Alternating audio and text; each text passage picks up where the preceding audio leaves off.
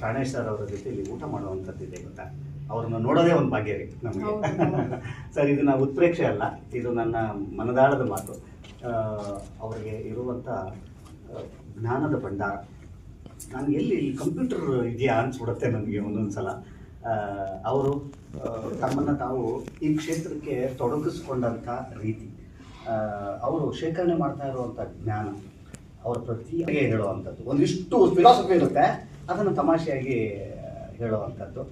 ಇವತ್ತು ನಮ್ಮ ಕರ್ನಾಟಕದಲ್ಲಿ ಕನ್ನಡ ಹಾಸ್ಯ ಅಂತನ್ನುವಂಥ ಒಂದು ಪ್ರಪಂಚ ಶಕ್ತಿಯುತವಾಗಿ, ಬಹಳಷ್ಟು ಶಕ್ತಿಯುತವಾಗಿದೆ ಅಂತ ಅನ್ನೋದಕ್ಕೆ ಇಂಥವರೆಲ್ಲರ ಕೊಡುಗೆ ಕಾರಣ.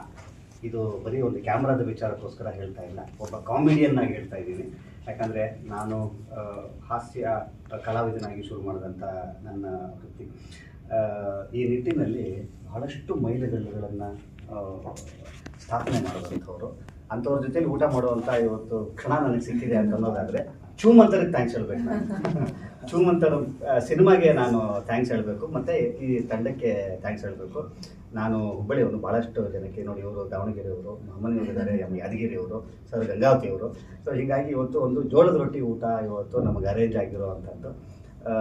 ಇವತ್ತು ಈ ಒಂದು ಸಮ್ಮಿಲನ ಮಹಾಮನೆಯವರಿದ್ದಾರೆ, ಅವರ ಅಷ್ಟು ಕಾರ್ಯಕ್ರಮಗಳು, ಸಾವಿರಾರು ಕಾರ್ಯಕ್ರಮಗಳನ್ನ ಮಾಡಿದಂಥವ್ರು. ಇವತ್ತು ಇವರೆಲ್ಲರ ಸಹಕಾರ, ಅವರೆಲ್ಲರ ಪ್ರೀತಿ, ವಿಶ್ವಾಸ ನಮ್ಮಗಳ ಜೊತೆಲಿದೆ. ಅದೇ ನಮಗೆ ಶ್ರೀರಕ್ಷೆ. ಅದೇ ಥರ ನಮ್ಮ ಹಿಂದೆ ಎಲ್ಲ ಸಿನಿಮಾಗಳಿಗೂ ನಮ್ಮನ್ನು ಬೆಂತಟ್ಟಿ ಬೆಳೆಸಿದ್ದೀರಿ. ಇನ್ನು ಈ ಸಿನಿಮಾಗೂ ಕೂಡ ನಿಮ್ಮ ಆಶೀರ್ವಾದ ಇರಲಿ ಅಂತ ಕೋರ್ಕೊಳ್ತಾ, ಮತ್ತೊಮ್ಮೆ ನಿಮ್ಮನ್ನು ಥಿಯೇಟ್ರಲ್ಲಿ ಸಿಗ್ತೀನಿ. ಸರ್ ಹೇಳ್ದಾಗೆ, ಇವ್ರು ಹೇಳ್ದಾಗೆ ನಿಮ್ಮನ್ನು ಸ್ವಾಗತಿಸೋದಕ್ಕೋಸ್ಕರ ಸಿನಿಮಾ ರೆಡಿಯಾಗಿದೆ. ನಿಮ್ಮ ಹತ್ತಿರದ ಚಿತ್ರಮಂದಿರಗಳಲ್ಲಿ ಕರ್ನಾಟಕದಾದ್ಯಂತ ಇವತ್ತು ನಾನು ಒಂದು ಪೋಸ್ಟ್ ಮಾಡಿದ್ದೀನಿ, ಎಲ್ಲ ಥಿಯೇಟರ್ ಲಿಸ್ಟು, ಎಲ್ಲ ಊರುಗಳನ್ನು ಕೂಡ ಕವರ್ ಮಾಡುವಂಥ ಒಂದು ಒಂದು ಒಂದು ಯೋಜನೆಯನ್ನು ಈ ತಂಡ ಟೀಮ್ ಮೇಲೆ ಇರುತ್ತೆ ಅಂತ ಅನ್ನುವಂಥ ನಂಬಿಕೆ. ನಿಮ್ಮ ಆಶೀರ್ವಾದವೇ ನಮ್ಮ ಶ್ರೀರಕ್ಷೆ. Thank you.